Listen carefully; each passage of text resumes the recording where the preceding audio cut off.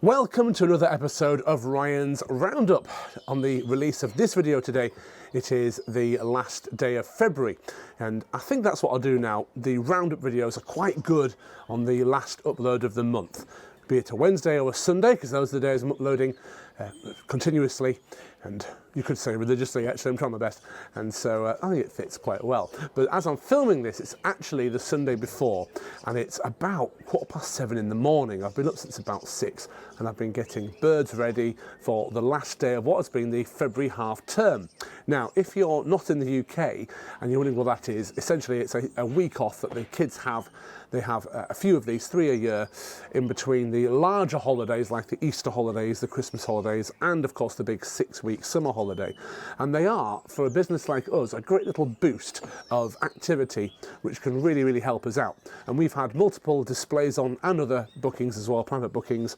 And today I'm going to be back out on display one more time for a little bit, and at the end of the day packing up things like the barrier, the perches, the baths and things like that.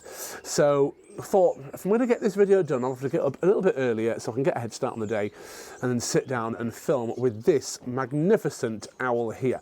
This is Hugo, and he has popped up in a video recently where I did mention we've got a new eagle owl. At the minute, if you're new to the channel or you've not seen my videos recently, we are growing this business at a rapid rate, which means we need lots of new birds. That means it's really exciting for yourself as the viewer, because we'll do lots of videos on hand rearing different birds and training different birds of prey, including different species of owl and hawks and falcons as well. We will have a video on an Aplamado falcon later on this year, because if you haven't been watching our podcast, which is called the Falconers Podcast, link in the description below, we're nearly 10 episodes in on that now, releasing every Monday on its own channel. Nick Carter-Barnes, my co-presenter, has mentioned a few times about the Aplamado falcon she'll be getting, and so that's another video we'll be able to produce later this year, which will be really very fascinating, seeing us getting the bird, going through the process of it, hand rearing it if it's a very young bird, training it and getting it flying free. Now, this particular eagle owl is a male European or Eurasian eagle owl. He's a little bit smaller than our females, like Henrietta, who we've had many, many years. Now, Henrietta is now 23 years old, but this one, Hugo, actually not far off, he's 19 years old. And people are often amazed at how long these owls can live. Now, this particular owl, of course, we did not hand rear ourselves. He was hand reared by somebody in the Scottish borders, we could say, between Scotland and England there, that kind of area. And he needed to rehome the owl, quite simply enough. He needed a new home for his male eagle owl, who he'd hand reared from a very young age himself and taken really good care of him, actually. He is a typical eagle owl in the sense of the kind of way he behaves in the enclosure, hooting at us quite a lot. He's very much an imprint, and he's kind of a social imprint, though he's kind of also going to imprint most likely on one person in particular, which would of course be the breeder, not the breeder, sorry, the keeper who had him before. And what we've found so far is he's actually taken to us quite well. In fact, as soon as we got him back and got him out of the box, we could see he was very tame. And as you can see, he's looking around. This is a different angle for him. We've been keeping him in an aviary temporarily, at least, just down the corridor here. And this is kind of a different vantage point. So he's having a good look round. His ear tufts are very much up. He's very alert. He's probably seeing and hearing things I can't, and he's finding that all very interesting. So he's getting some good visual stimulation right now, that's for sure. I'm pleased to say not only is he very tame, but he's also in excellent condition. His tail feathers here looking fantastic. His wings are all absolutely fantastic as well. He's what we call feather perfect, essentially. And as you can see, ear tufts up, looking around, really handsome, really fantastic bird. So what are we going to be doing with Hugo? What's his purpose going to be? Well, we have got different hubs we're setting up around the country, so he's going to end up at one of those, and that'll be his home. Now, when we take any bird to any different location, it doesn't matter who they're working with, essentially. What we need to think about is the bird and its purpose and its welfare. So we want to make sure that Hugo here is going to be somewhere that is very content, and also we're going to get the best out of him. So he's going to fly free, but also we're not going to risk having him sat in trees for hours. We're not going to risk him perhaps attacking someone he shouldn't. I should probably explain. I had a male eagle owl that I'd hand reared from a very young age, and a couple of years ago I had to rehome him. By then he was 11 years old, and the reason why he had to be rehomed is became too territorial, as it were. And what I mean by that is in the enclosures, the aviaries, these birds will be often territorial. Many birds of prey will be, because that's their home. And if anyone goes in there they don't know, that's like invading their home. So it makes sense that they're going to bounce off them, which we call mobbing. But this particular eagle owl I had, who we called Ollie, he started mobbing children in flying shows, which is unbelievable. It's not even that the venues were anywhere near his aviary. He was getting a bit too territorial no matter where he went. Now, with that experience, and I know it's a rare thing that it would happen to that degree, I am very cautious of this bird becoming perhaps too territorial, and especially in season, as in breeding season, which we're coming up to now, if he's going to become a little bit more sort of on edge, shall we say, we don't want him to be bouncing off any children. And again, it is very unlikely to happen, but I think his purpose would be best for doing handling experiences and flying experiences on a particular site.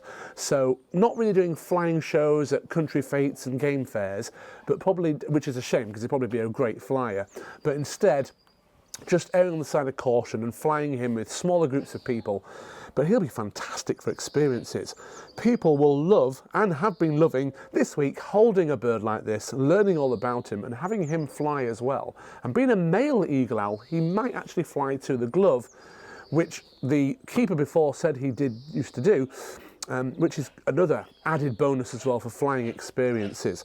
So, really pleased we've got this particular owl, because you may have seen a video I did about a month or so ago.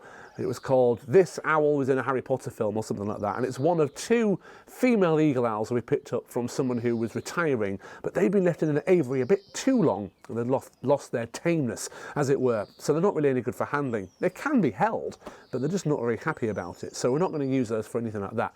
We actually have them going to a lovely big aviary we're currently building down south, which means I need to bring my little notepad out when I do these videos, which is just me sitting with an owl and talking to you. I need to make sure I write down my notes. Okay, so I was going to talk about this a bit later, but I'll do it now because it links really well. Nice little segue.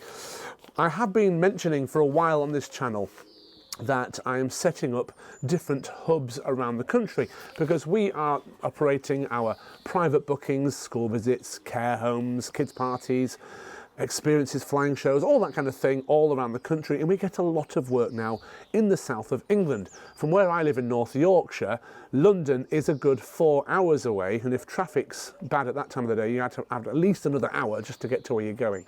Now, if you're in America, you might think, well, that's not very far, because I'm aware that in America you can drive very large distances just to get to various places. I know, I've been there myself and experienced it on the freeway, which would make a lot of sense, but in this country there are a lot of people who don't like driving more than 20 minutes before they get tired. Now, to us, a drive for 4 hours is absolutely fine, but what it means is doing all this work down south is it's a lot of miles, it's a lot of use of the vehicles and time, of course, and also staying in hotels quite a bit as well. And we want to get to the point where we actually have lots of hubs set up all around the country. So the first one is happening, and I can now announce exactly where it is. It's at the Oasis Southampton, I'll get this right, it's at the Oasis City Farm Southampton. That's the right order, Oasis City Farm Southampton, SO16 postcode, right down there near the south coast, and it's a great spot for us to set up a hub where we can service the local business in that whole area. So obviously Southampton, Bournemouth, Reading, even up to Bristol, across to Devon and Cornwall, across to Kent at the bottom there, anywhere in London, especially around the south of London. Perfect spot to have someone down there. So we're currently building the aviaries. In fact, today is Sunday, and Wednesday this week, the day that this video is out, will be day 3 of building, which is building an 80-foot long enclosure with 8 aviaries, and the aviary on the end, which is the biggest one, is 22 feet by 16 feet. Nice big enclosure with zoo mesh across the front, fully covered roof for the 2 female eagle owls I told you about to live in, because this particular location is an attraction. It is open to the public on peak days, and they have a lot of volunteers and school visits and activities that go on there at this particular farm attraction. So we're going to have eventually 2 birds in each aviary. This is the kind of format that I'm going for. So you'll have 2 tiny owls together, you might have 2 barn owls together, 2 Harris hawks together, 2 large owls together, etc. All the birds will be tame and handleable though, so the birds on the end that I mentioned, these large eagle owls that will be in the aviary there, large aviary, they're not going to be handled birds for the moment. They're going to be aviary birds, but they'll have a lovely retirement home there. But most of the birds there will be handleable, so we can do handling and flying experiences on site as part of the attraction, but we can also take other birds out to the events. Now that means that if someone comes along, gets a team of birds, 4 birds say, they can take 1 off each aviary and there's still a bird left in the aviary for the visitors to see at the attraction. It also means that the birds have got the company. Now this is an interesting topic and I'll do a separate video on this very soon. Owls together in enclosures. Some people, including some falconers, rely on, or rather insist on, having birds together in enclosures. We have some birds which really do not like to be with other birds. Dusty, our dark-breasted barn owl, for example. Great little flying bird, she's 6 years old now, but she does not like any other barn owls, so we don't mix her together. And if you're not a falconer, I should point out that it's very, very dangerous to mix different species of owl together and birds of prey together, especially if the size difference is rather great, because birds of prey will eat each other. Essentially here, I've got one big food chain, from the eagles to the large owls, right down to the tiny birds of prey as well. So we've got to be very careful in that respect. But if we hand rear 2 barn owls together, for example, and then we hand rear, or rather rear, or train, I should say, 2 hawks together, maybe get them as creche-reared birds and train them together to fly together, then they'll be absolutely fine together in the enclosure. So they've got that company when they are together, which is most of the time. What have you seen? You now start hooting. You took your time, you're a very hooty bird. And also, it means that when it comes to flying the birds, we can sometimes fly them together, which we do now with certain birds. We don't have any hawks flying together at the minute. All our Harrises, they don't really like each other that much. There's a bit too much of a pecking order trying to be established. So they're all housed separately at the moment. We are flying barn owls together and some big owls together like this. And I think very soon I'll be able to fly hawks together in a team as well. And in fact, this aviary system here at HQ is going to be desaturated a little bit over the next few months. We're going to have some different Yorkshire hubs set up, which will allow for me to have a few less birds here, but have some spare aviaries, which is going to make life much easier. It's going to streamline the systems of how we care for the birds and ensure that they're getting the best husbandry possible whilst we're still very busy with all our work we do. So having 1 team of birds with 1 full-timer at their premises, having another team at another premises, and probably having 2 teams of birds here rather than the 3.5 we've had for quite a while now. I'll still keep the eagles at the far end and I'll still have a good selection of birds here, but birds down in Southampton, birds up here, and then there's lots of other locations. This year we're going to be spreading our birds around, but it does mean buying lots more birds, which I'll come on to shortly. But yeah, it's a really interesting, exciting project to have, a new hub, a new setup, the first one we're going to do. And you've got to consider that for the last 15 years nearly, I have only ever had birds of prey that I've been keeping on 1 location.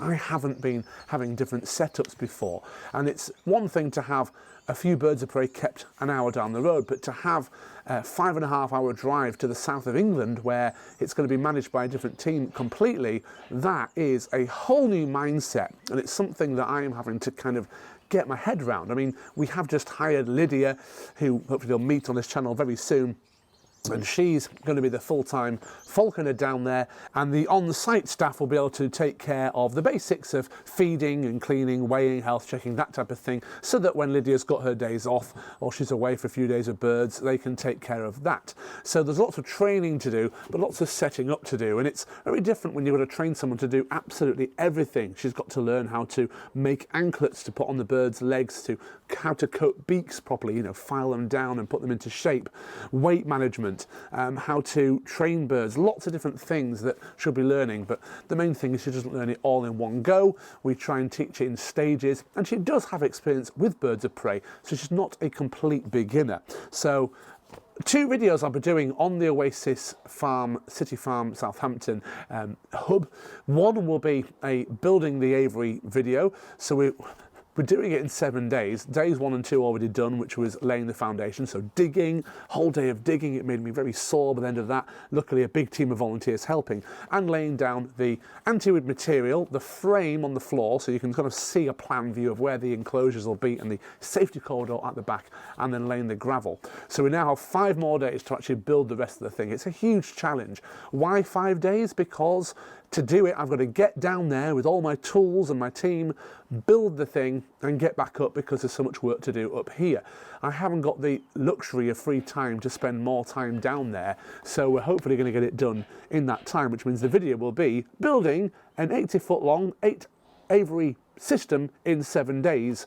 It's like a Mr. Beast video of aviary building, like a challenge, isn't it? So will be a video on that. And also I'm doing a documentary style video on the whole process of setting up a hub. It shows the highs and lows of the whole thing and what I've been getting up to get it over the line and get it to actually happen. So kind of a documentary style video, and hopefully we'll get that out in the next month or so as well. I've got on here getting new birds. Yes, it's going to be quite the year for new birds. I've been talking to lots of breeders already, especially when it comes to owls, getting them at 2 weeks old. We're getting different barn owls, lots of different tiny owls, so things like burrowing owls, scops owls, things like that. We're also going to be getting some more larger owls, maybe a spectacled owl could be on the cards, a Ural owl, some different Strix species. That'll be more challenging, but some of these hubs will favour having those types of birds a bit more. And lots of other interesting birds as well, falcons and hawks, Harris hawks mainly, and so lots of different videos we'll do, like I say, showing that process. But it is a bit of a challenge because time can be an issue. You've got to obviously find the time to get these birds.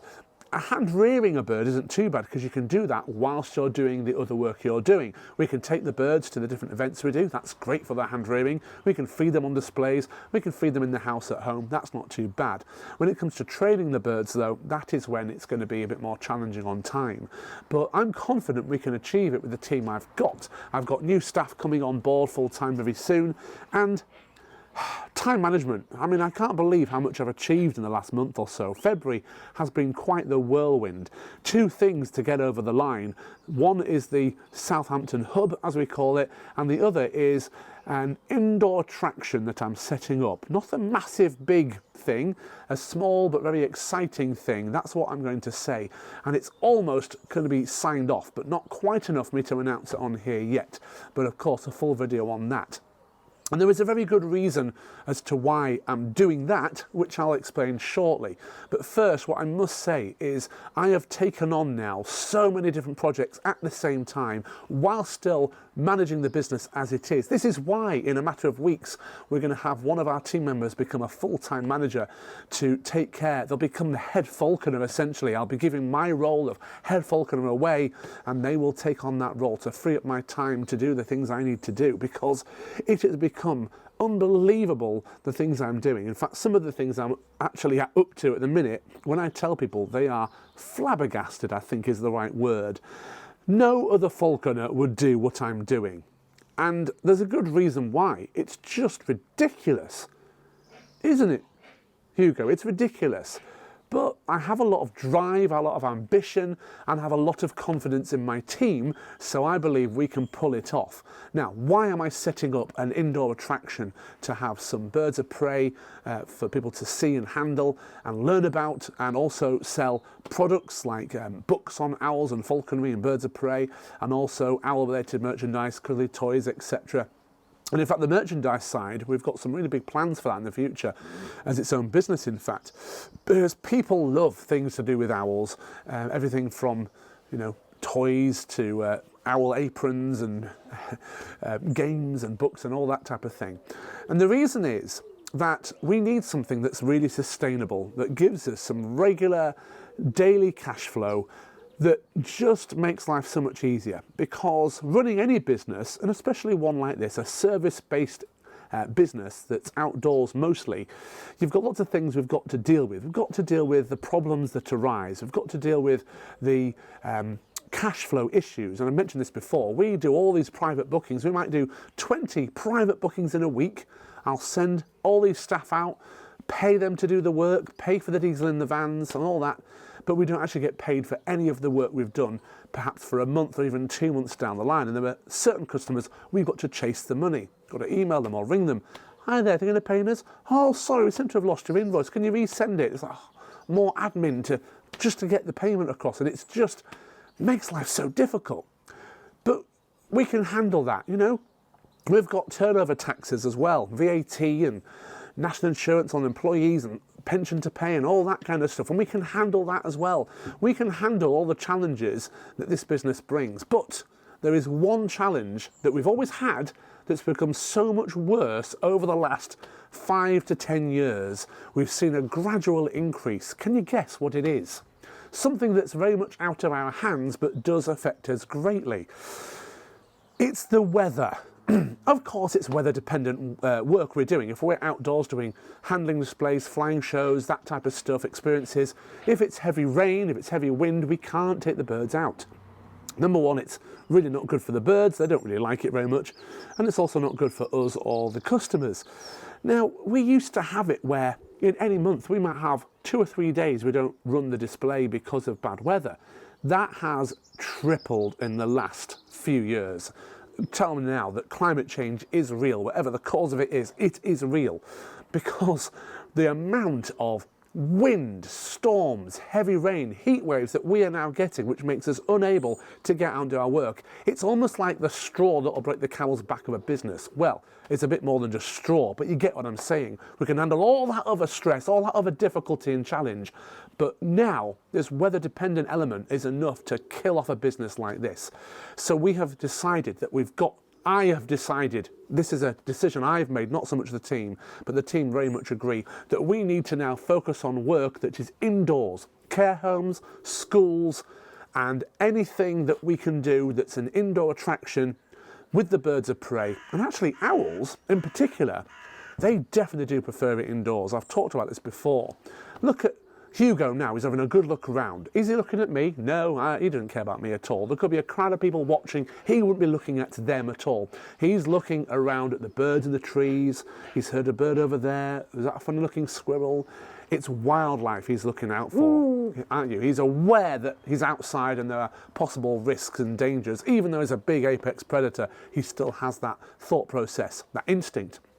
When they go indoors and they look around and they say, oh, it's just people, they calm right down, they really become extra docile, and they're just great to have indoors. I've been talking to some falconers recently about it. In fact, one of the recent podcast episodes, which isn't out yet, but it might be by the time you watch this video, and the lady there was talking about how she dresses up in various outfits, so Harry Potter outfits and things like that, and does mostly indoor stuff. And the advantage is the owls are nice and calm in there, they're not worried about anything outside. If you're doing any indoor flying, you don't have to worry about putting a telemetry on or them flying up a tree not coming down, and ultimately you don't have to care about weather. And this attraction we're setting up at the minute, which has been fully agreed, it's nearly over the line, and I'll tell you all about it very soon. It's going to give us somewhere we can take a couple of owls in every single day and do some educational talks, and in an area where there's lots of tourism, which is just going to fix that weather problem, and also it'll help out with that